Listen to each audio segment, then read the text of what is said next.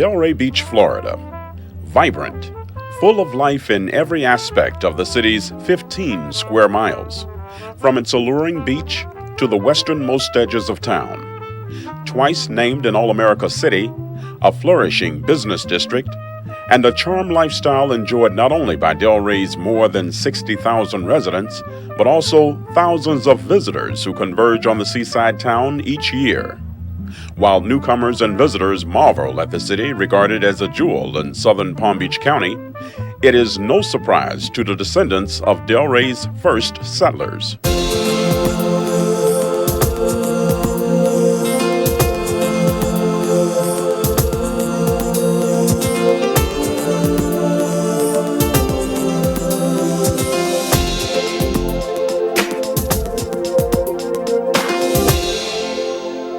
The city of Delray Beach has a very rich history of diverse cultures. However, a significant portion of that history has been either omitted or ignored by most historians. Only a few historians give accounts that show the first inhabitants of South Florida, including in the area that is now known as Delray Beach, were Seminole Indians and blacks. The first settlements of Delray Beach were Seminole and black communities, each with its own distinct culture, and each made very significant contributions to shaping what Delray Beach is today. Decades before the start of the Civil War, blacks escaped slavery and fled the United States, taking refuge in Spanish Florida. In fact, according to historical accounts, blacks and Seminole Indians had already established settlements in Florida some 100 years before the end of slavery. Even as early as 1668, blacks started coming into the state of Florida when Florida was under the Spanish rule. They were runaway slaves basically out of the South Carolina and Georgia states. And they were coming down here because it was a different acceptance and a different way that the Spanish ruled this colony as against the British. So blacks came down at a time, and because also there were Native Americans who were also runaways, Seminole Indians, which means runaway, but they were coming out of Alabama, Creeks, and they were coming to the same area, and they had been here for a while. So blacks came into this area long before the Civil War.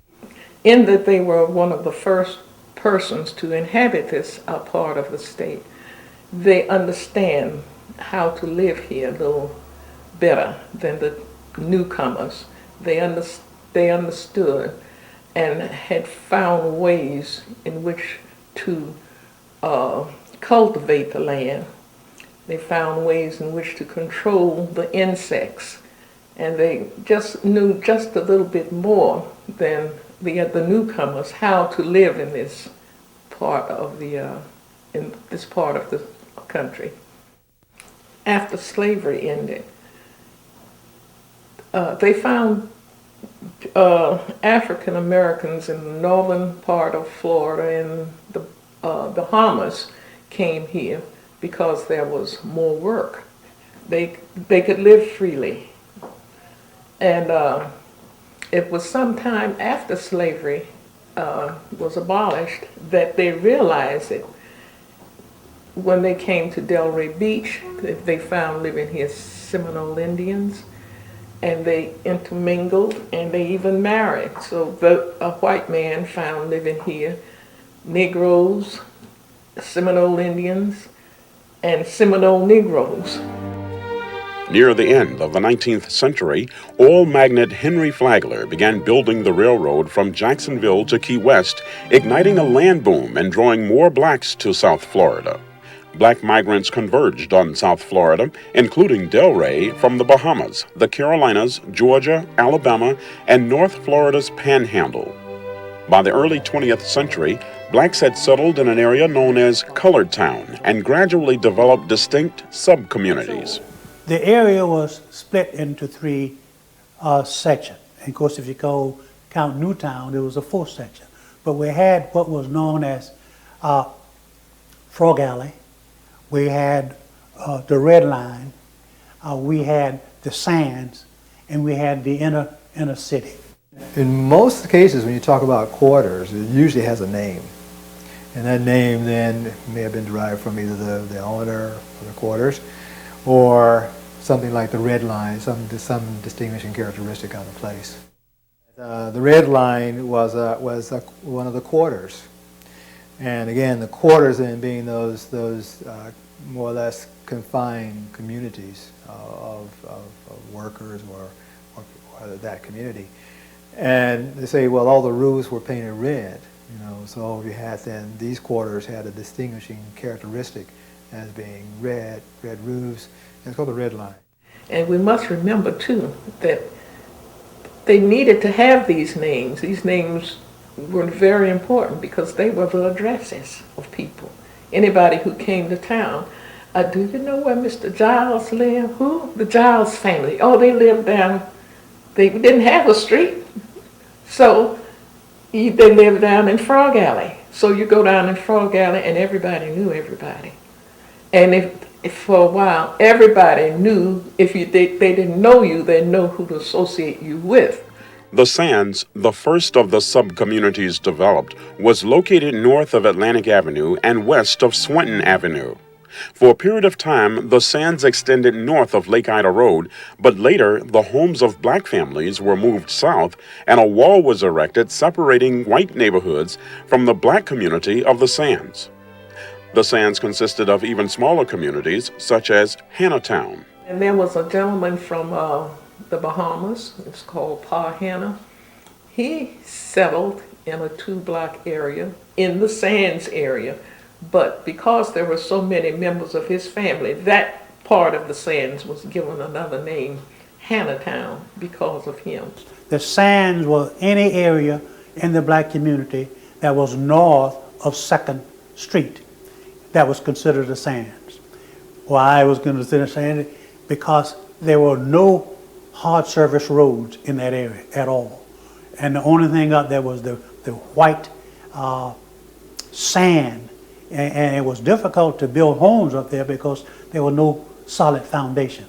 Especially up in Hannahtown, it was white sand, a lot of white sand, but we are most like on dark soil, right there now. Because we in Hannahtown now, I guess you wouldn't know it now because houses are built and things like that, and the sand was white.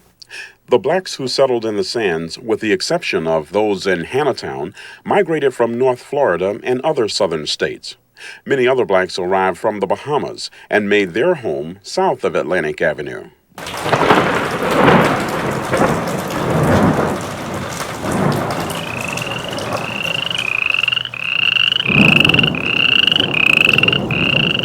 Because of the very distinguishing geographical characteristics in the area south of Atlantic Avenue and its environment, it became known to everyone as Frog Alley.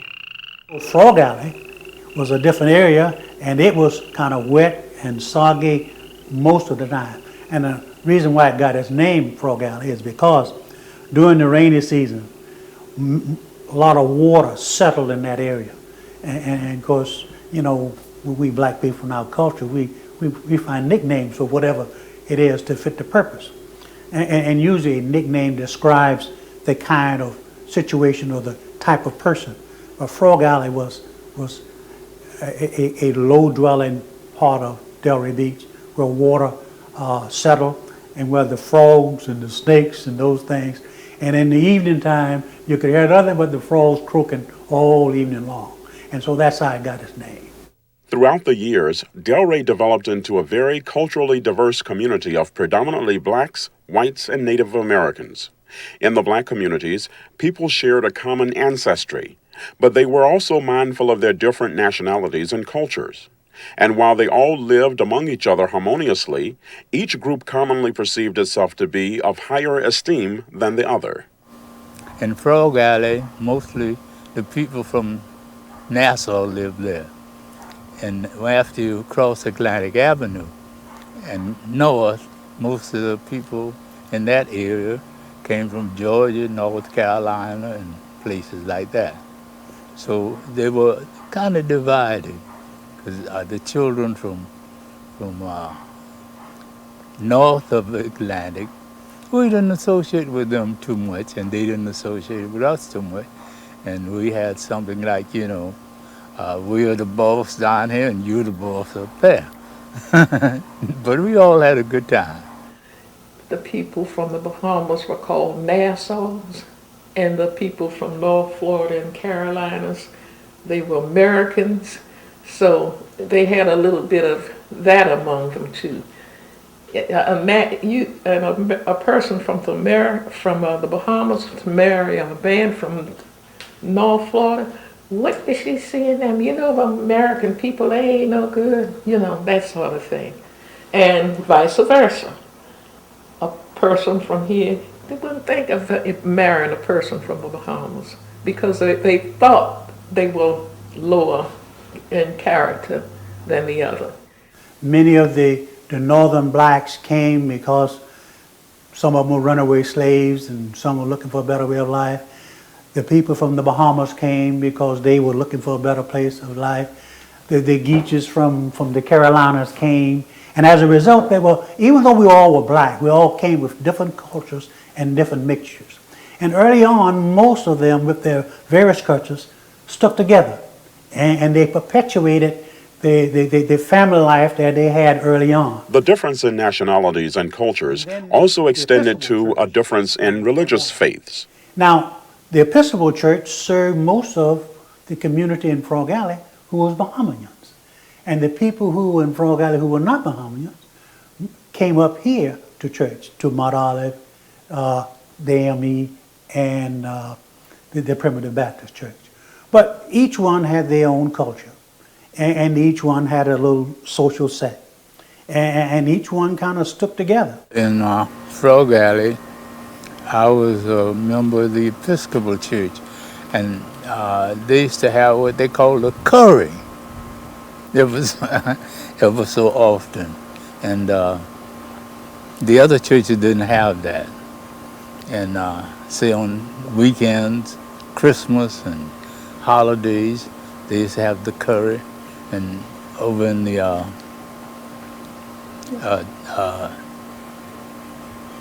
church recreation department, it was all from the church.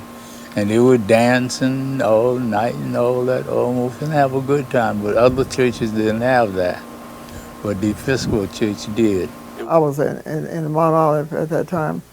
And they would have for the young people like Sunday school in the mornings, and then the worship service, and then later on in the evening, they would have a young people being called BYP, Baptist Young People Training Union. And we would go out and have a singing and little plays and things, and so we just got a kick out of it, Regardless of faith, the church was an integral part of both the Sands and Frog Alley communities. The church served as more than a place of worship. It was and is the cornerstone of black civic and political leadership in Delray, as it was and is in black communities throughout America.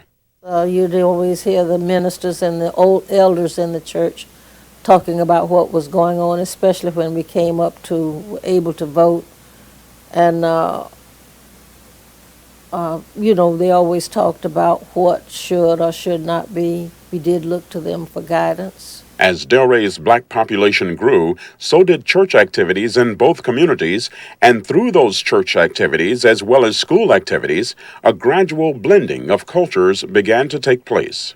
In the later years, before the war, we got with everybody with different life. You were associating much different with each other. You were learning more about each other. Different schools were much better associating with other schools. So then we got along real good. As we grew together, we found out that we had more in common than we had differences. And as a result, we pooled together to make this new home in Delray Beach a place for all of us to live. And therefore, we had schools where we met together, our churches where we met together, and eventually the churches themselves became integrated. And when that happened, we had preachers talking to one another about their congregations and what could we do to make life better for each one of the citizens. Mount Olive Baptist was the first church built in Delray. Some church congregations didn't have a building at all, but that didn't stop them from having church meetings. Roy Simon recalls the campfire meetings black church groups held in open fields when he was a young boy. As I recall, they were mostly in the evenings or at night, and just about my bedtime, so I'd lie in bed and I'd hear these sounds, and it sounded, you'd hear a drum beat, whether it was hitting wash tubs or something like that, loud banging noises and loud yelling or screaming. I was told they were revival type or holy rollers, I think is what they called them back then. Some people had a quiet style. Like my grandparents, they came from the Bahamas. They, in the Bahamas, were members of the Church of England, like the Episcopal Church, pretty much. So they grouped themselves together. They didn't have a building per se. Mount Olive Baptist Church was the first building, so then they had to have meetings in various other parts. You know, some of them had church services in their homes, and others just opted to, because of various reasons, maybe the homes weren't large enough, they just went out in the field or the park or just outdoors, had services outdoors. As the churches grew, the communities began to blend more and more, participating in each other's church activities, even sharing church facilities. Even though they shared Mount Olive Baptist Church, they alternated Sundays. One Sunday, the Methodists would have occupy the church and have services. The next Sunday, the Baptists would occupy the church and have services.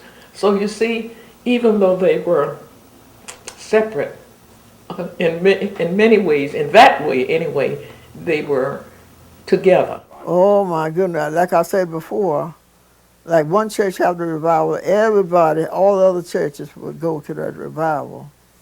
And then when each church, it wouldn't be two revivals at the same time. And so it was singing and shouting.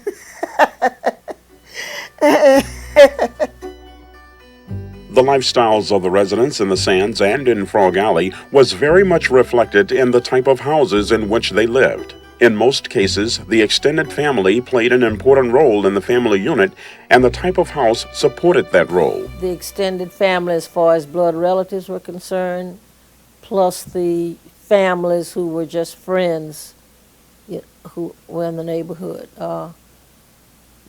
My neighborhood, I guess you could feel like me and all of the other children were very protected. I had an older grand aunt and uncle who lived 2 doors from us. My grandmother was next door. And then my uncle and his wife, who were younger, you know, who were on the next street right behind us. Then there was the Bahamian family right next door who had children my age. They had been there like my parents had been. And so we all lived, you know, just like family. A very common type of house, both in Frog Alley and in the Sands, was the so-called shotgun house, a very narrow but long dwelling with rooms that lined up one behind the other and a clear view through the entire house from the front door to the back. The lifestyle at the time was very much about that. It had to do with efficiency and the use of space. You couldn't afford a lot of space, and there wasn't a lot of space, particularly in the black communities, that you could use. So you would find places there were, we call them quarters, I suppose then too, where you had these small communities of small vernacular wood frame houses. So there then I think produced a kind of a lifestyle part of it, and you would say that produced the community. You know, a community of, say, Frog Alley, or a community of the Sands. So we sort of developed our communities around that kind of a lifestyle, and the built environment actually reflected on it as well. Well, primarily there were 1 or 2 room houses, yes. Initially, that's about all you could do. There was a shortage, material, And those lots out there were in 15 to 20 foot, 5-foot widths. So you couldn't do much more than a shotgun. One such neighborhood that consisted of shotgun houses was Simon As I Quarters, recall, named after Roy Simon's initially, grandfather, who built the houses not sure specifically what year for it black was, families. when there was a lot of farming west of Delray, and they were bringing in, using migrant workers from Georgia and the Carolinas. And they came down, it was primarily a winter season thing.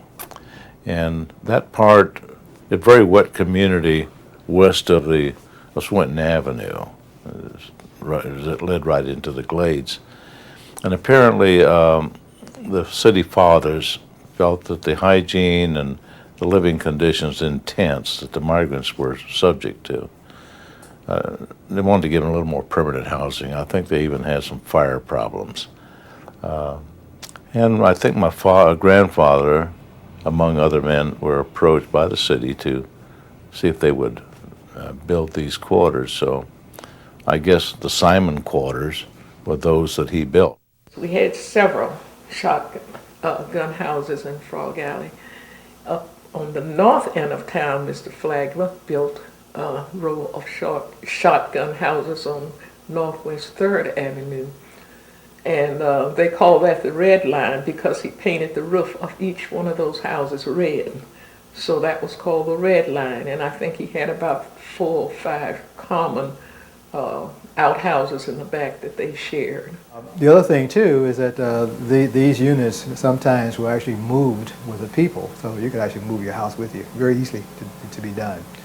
And during the early stages, when I guess when the railroad, Flagler's Railroad, was actually being built, they brought in many of these units for the workers, so it was actually moved around, and they could move with them as well.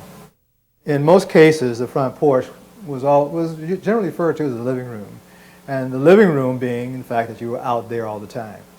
It was a place for socialization because everyone passed down the street, you know, and you had, you know, to speak to your neighbor. It was a great opportunity for community development and community building, because you could say, hey, everybody sees everybody there, and everyone knew that you were there. And they kept it decorated very nice. I mean, with flowers and plants and whatnot. And of course, they had the rocking chairs there. And a lot of people that came to visit, that's where they visited. They knock on the door, and the owner or the homeowner came to the door, and they sat on the porch and they visited. The sign of a well-kept house was a well-swept front yard with flowers and plants. They literally swept the yard with the old broom to make it look nice. And anybody that passed a house like that, they knew that there was some good livers, or they took well care of the house on the inside. The fact that they were built up on these piers, or if they were built up on a tree stump, or in some cases just a stone, 4 stones, or brick, this was important not only for the event of rain or heavy waters, but also for ventilation, because the place was cool. Underneath there, you have this. It was always cool under there, and that then allowed for the interiors to be somewhat cool as well. The other thing about it too is that there was great air cross ventilation, and we were talking about whether or not the shotguns had windows or not. In some cases they would. In some cases, if they were too close together in some of the quarters, they may not have been. To get the air through, otherwise you'd suffocate in those things. You wouldn't. You see the buildings you see today, we didn't have air conditioning in Florida. So the shotgun houses were probably helpful from a design point of view, from just the circulation of air. The shotgun wasn't the only type of house in Delray's early black communities. Black families who could afford larger dwellings lived in bungalow, Bahamian, and mission-style homes.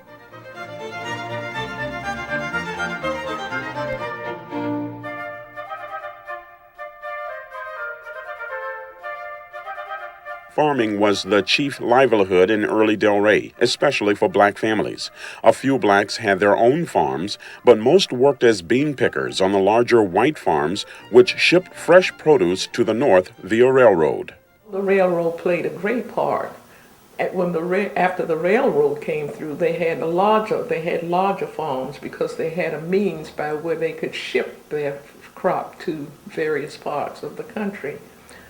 Each family had a kitchen garden, I should say, that was tended by the housewife or the housekeeper, whomever that person was.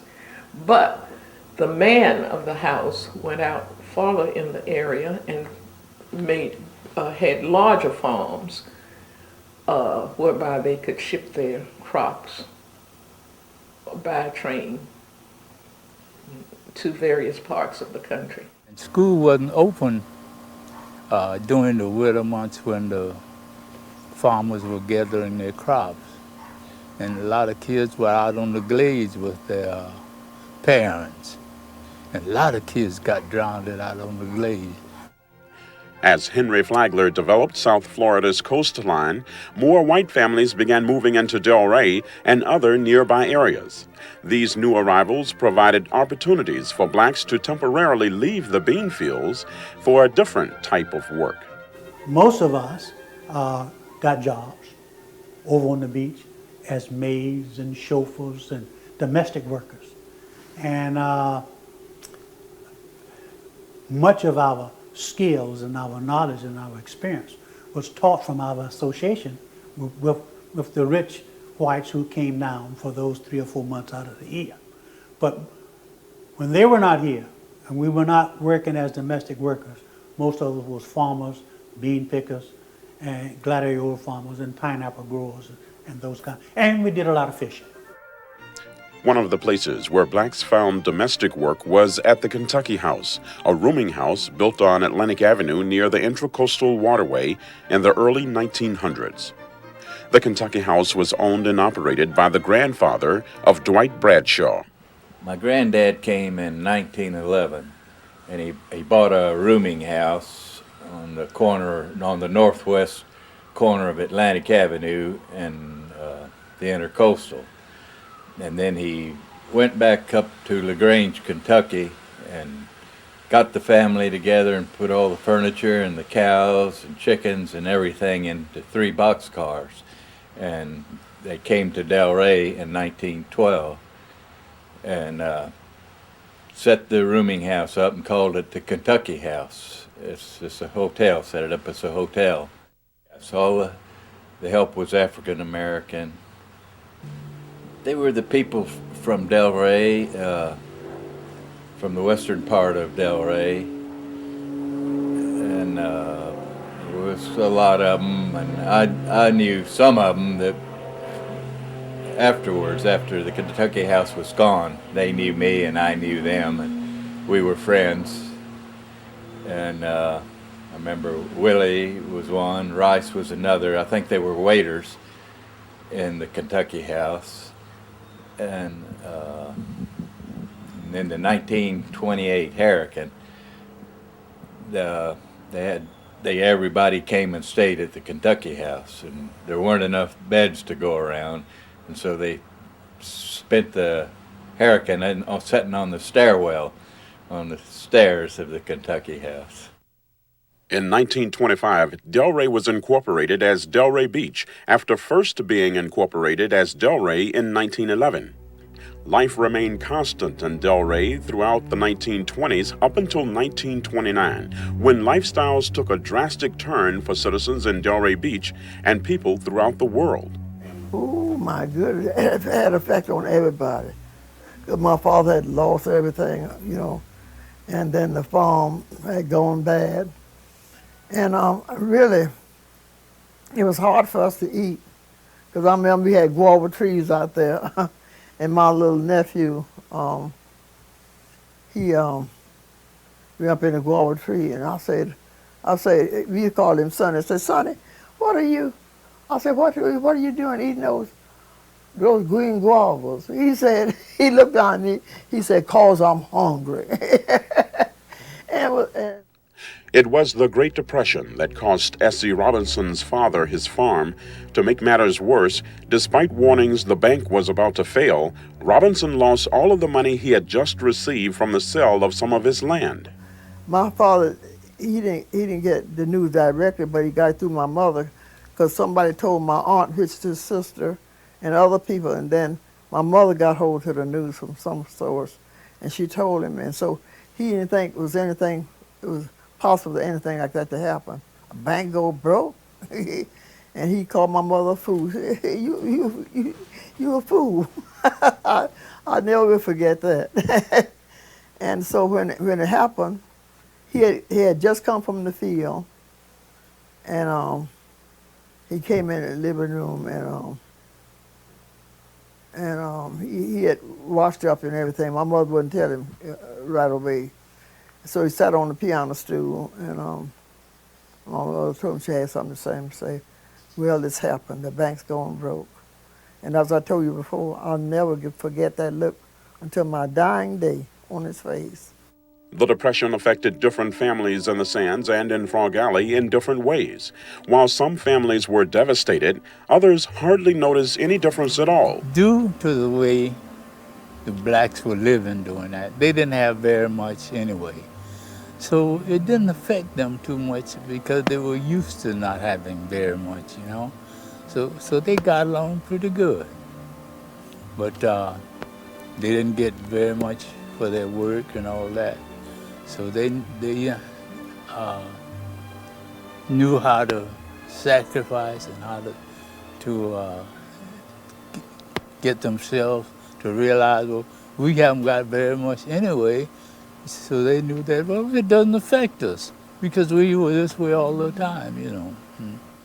During Depression time, things were so bad, and me and my sister, I was big enough to go and pick beans. We went and pick beans for the Caucasian farmers too, and then when we got paid, each one of us would come and give my father. We give my mother so much money. It was a round table. That table in there was a round table in the dining room. That's where we all sat around the table and ate. And they would be sitting to the table, and my father had so much pride. He said, "Gee, I never thought I would live to see my children have to come and give me the money." During the Great Depression, the people of the Sands and Frog Alley demonstrated a kind of resilience black communities typically show during hard times. The Depression undoubtedly reshaped the communities in one form or another, but that paled in comparison to how an event halfway around the world would change their lifestyles, even the geographical dimensions of Delray's black community.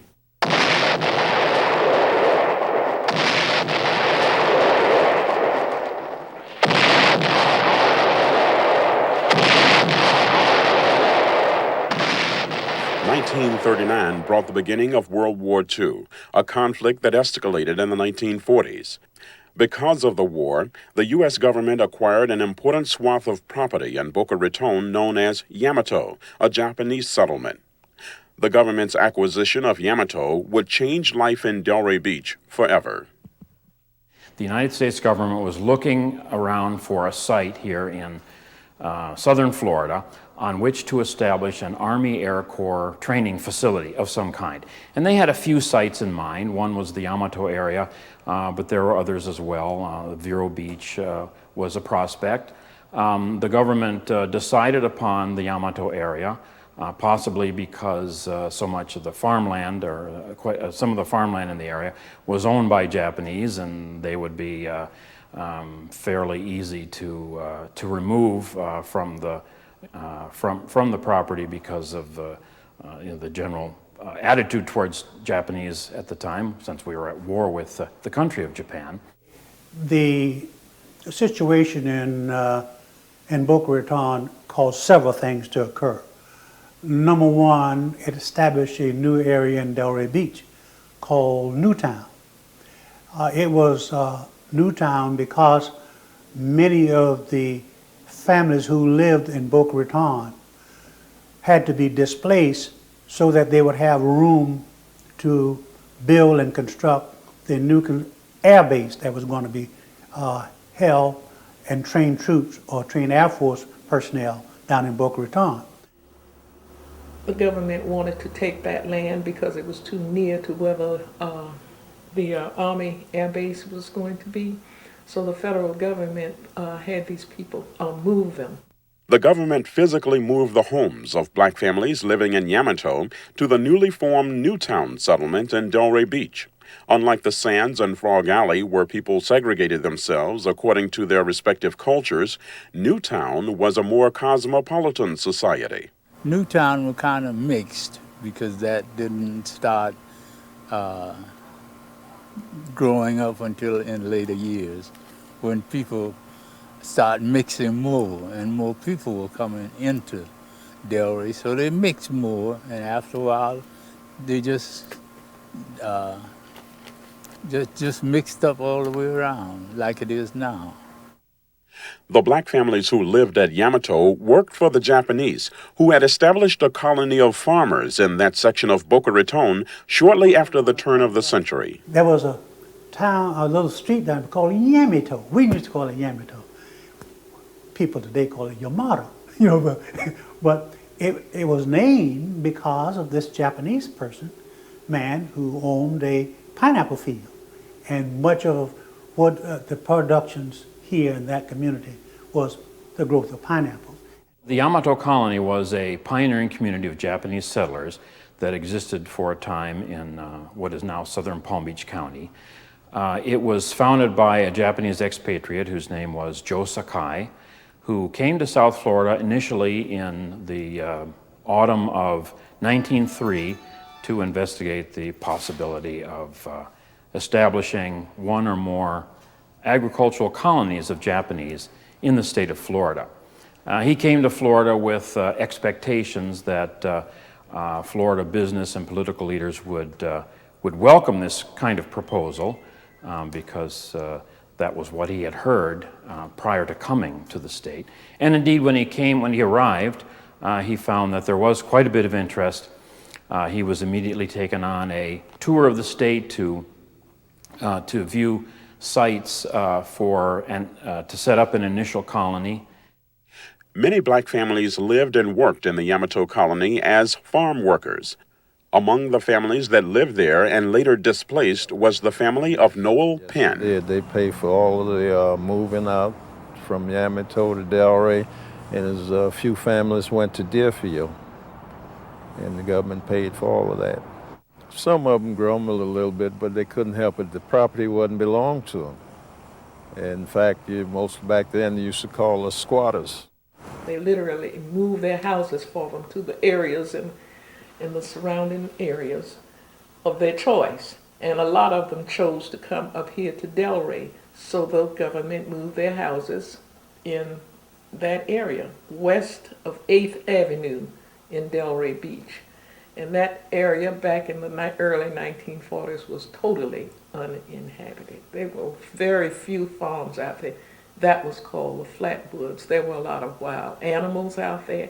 But anyway, these people chose to live out there, so they had their homes built out there, and they developed it. And that's why they called it Newtown. Here again, they had to have an address, so the Farringtons lived in Newtown. By all accounts, the blacks and Japanese of the Yamato colony had a good relationship and mutual respect for each other. Among the materials that are available from the Yamato colony itself are, say, a diary from Henry Kamiya. Henry Kamiya's diary does talk about working with African Americans in various ways.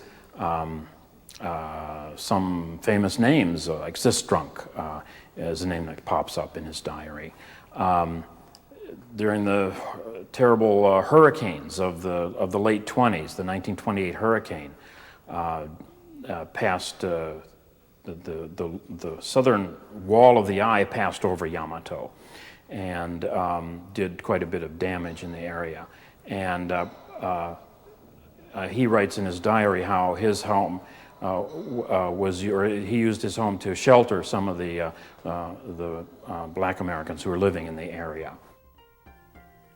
Black families lost their livelihoods on the farms of the Yamato colony, but very few complained. In fact, the Army Air Base greatly enhanced black communities and all of Delray Beach. It made it a whole lot better because while you was right in town, you can go where you want and buy a grocery. But from Yamato, we used to walk from Yamato to Delray to buy a grocery. And as usual, the boys was the Pac-Man. We had to carry all that back. And most of the people that had vehicles, they was all, working on their farm or doing some other chores. So those who didn't have automobile had to walk and carry it. And there wasn't no such thing as taxis back then. The air base in Boca Raton did two things for Delray. It gave us an opportunity to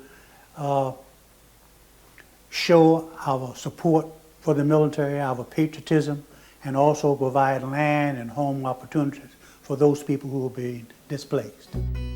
The citizens of the Sands, Frog Alley, and Newtown also extended their hospitality to black soldiers from the air base by establishing a USO in Delray Beach.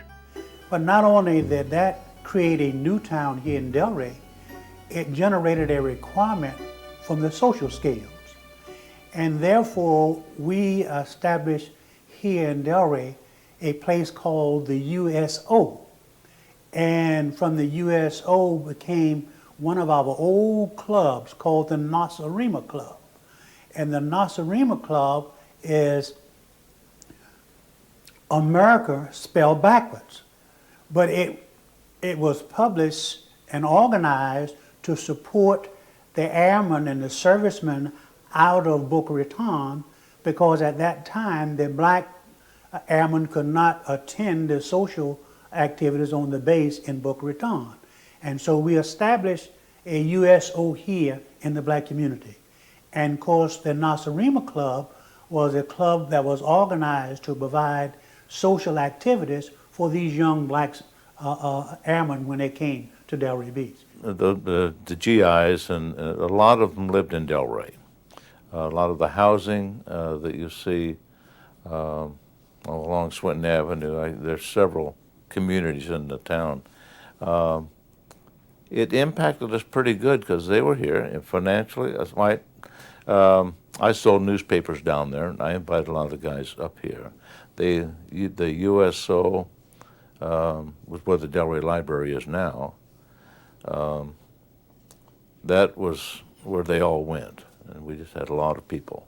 I was stock boy at the dime store during the war, and all of the clerks were wives of or girlfriends of the soldiers.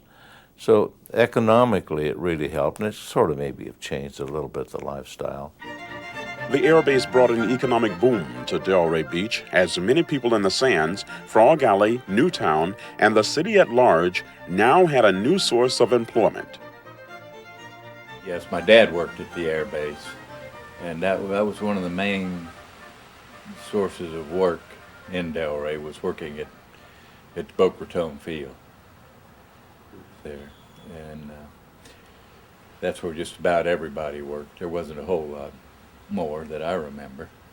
I remember the air base being, the beginning of the air base being built, and that providing a lot of work for people who were around to work.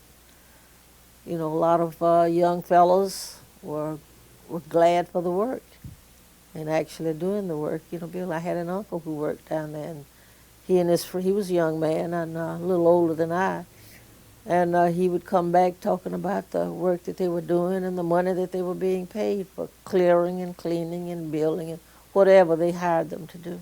Not only did the air base provide jobs, it provided other opportunities for education, some training. And of course, even though World War II was a very devastating event in the history of America, it did a lot for not only the people here in Delray, but a lot of people throughout the United States. Young men got a chance to leave home or leave the farms or leave the fields. While many blacks enjoyed new livelihoods at the Army Air Base, some, even those who moved to Newtown, continued to farm. And some blacks even launched their own businesses, mostly in the vicinity of Northwest 5th Avenue. This was the core of all of their activities. As a matter of fact, when the first school was built, it was built on 5th Avenue between Atlantic Avenue and 1st Street. The first theater was right across the street from the first school. It was called the Old Case Theater. And it was owned by a white man, but it was operated by a black man. And his name was Carl Williams. But this was considered the inner city. And right here on the corner of 5th Avenue and 1st Street was a grocery store called, and you used to call it Williams Corner because of that. And right across the street was the Masonic Lodge. And the Masons, who are a historical organization that go back many, many years, was the first to establish that building across the street. And there was also a little restaurant on 1st Street, just east of 5th Avenue, called Mansfield's. There it was a combination of a lunch counter, a soda counter. If you wanted medication, those kinds of things, you could go into Mansfield.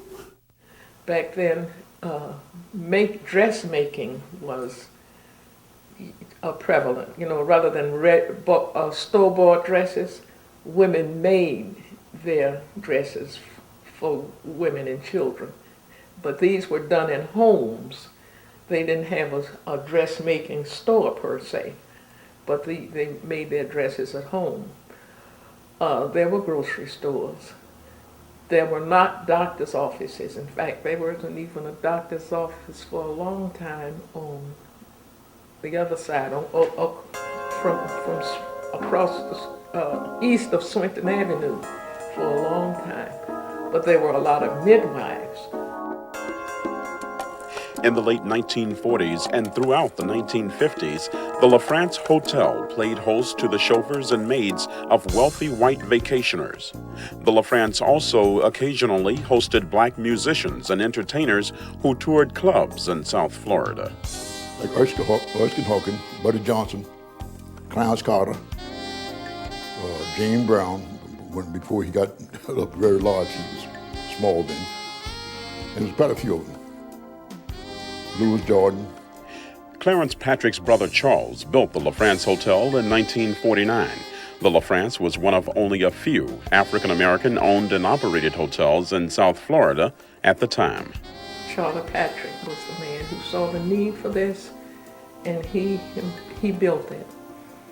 And I didn't realize this until recently, that Charlie was a hard-working man. He used to park cars over at the hotels east of Delray. He was over there working and doing their yards and parking cars and whatnot. And he had his own hotel over here. It was a place that a lot of the waiters and people from up north, you know, who came during the winters, they lived there. And people went there socially, like cocktail hours and that kind of thing. But look, the France Hotel was mostly built for the chauffeurs and things to come down on the beach, and the waiters that work at the place in Delray you call the tap room. They used to come down and wait tables and they live at the France Hotel. It was the only place that African Americans could stay when they were en route anywhere. If they needed a place to stay in this area, in the Boynton, Delray, Boca Raton area, the LaFrance Hotel was the only place they could live, unless they live in private homes. The fact that blacks traveling through South Florida endured restricted lodging reflects the times of the Jim Crow South. Blacks were also subjected to other forms of discrimination based on race, including, for a brief period, beach restrictions.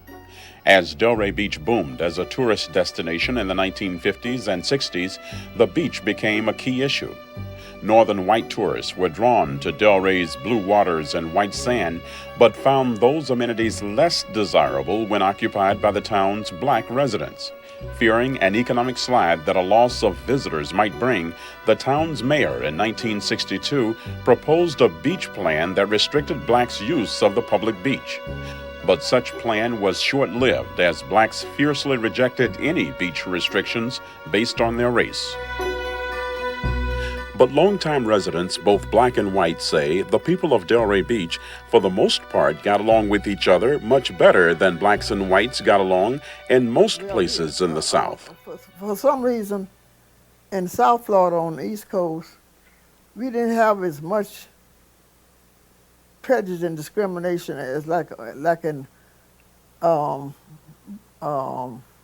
Quincy, Florida, and Mariana, all up there, because it was a little different. It seemed to be that way, because I've never had any, I mean, kids would get in fights, but, you know, as far as just enjoying life, I mean, they were at our house, and we were at their house, and they're just all over, you know, blacks and whites, and I think the Chinese, Japanese, just a terrific, I mean, we're Lebanese, and just a great diversity within the community, and they all enjoyed one another without thinking. Maybe there was something rich-poor that was different because we couldn't do what they were doing and vice versa, but overall, I think everybody just seemed to get along. My granddad was walking on the beach one day in the teens or the early 20s, and he came upon a mahogany log, and several Afro-American children, boys, were going to get the log and take it back out to the school, and some white fellas had come up, and they were going to take the log from them. And my granddad said, "No, you let these kids have this log. It belongs to them." So they took it out to the shop in the school, and show their appreciation, they built my granddad a table out of that mahogany log. We did not have the black-white confrontations that I've heard other people speak about, or that people who came to the area spoke about when they came here. We didn't have that. I don't know the reason. I guess we knew our place and we just stayed where we knew we would be safe. But anyway, we didn't have Ku Klux Klan, that sort of thing, to my knowledge.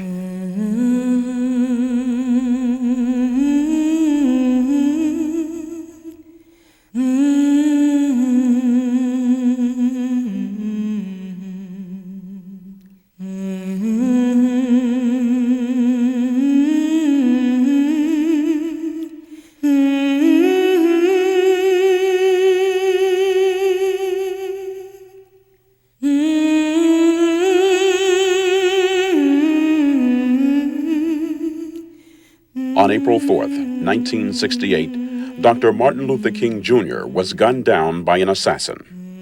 The murder of Dr. King heightened racial tensions throughout the country, including in Delray Beach. But residents say even then, unrest was mild compared to most American cities. Well, that was a frightening time for me, and there were a few skirmishes, but no out-and-out battles or riots and whatnot. Yes, there was a lot of talk. People were hurt. People were. I was afraid more than anything else because I thought we would have another civil war. In the 1960s, a few black families in the Sands, Frog Alley, and Newtown were still farming, but many more young people were going to college and seeking professional careers.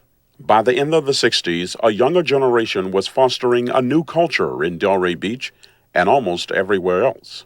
Right. I think in 1970 is when they got around to integrating the schools here in Delray Beach.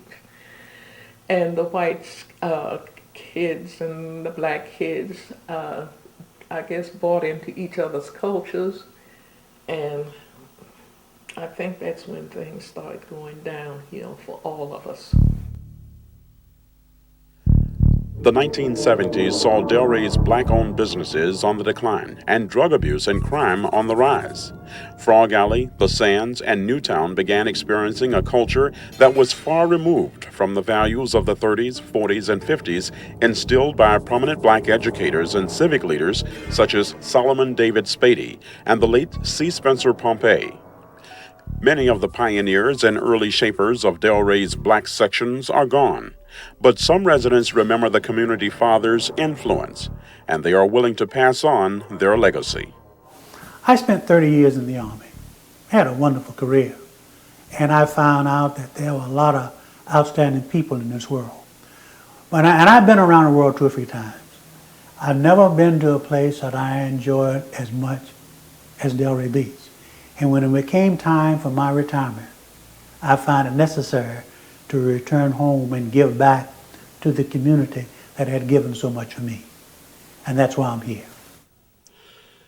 The names Frog Alley, the Sands, and Newtown are no longer relevant in this modern society, but what is very relevant are the legacies the first settlers of those communities have left for all of us. If one is to truly benefit from what the city of Delray Beach has to offer, an effort to learn all of this city's great history would be time well spent.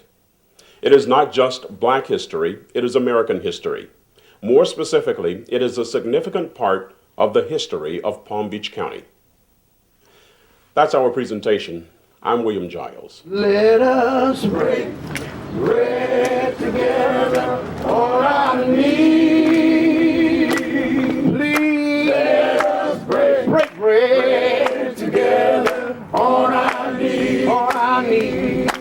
Every once in a while, we need to fall on our knees.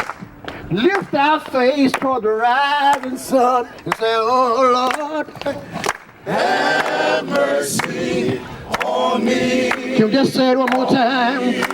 Oh, let us break bread on our knees. Please break bread together on our knees. Every once in a while, we need to fall on our knees.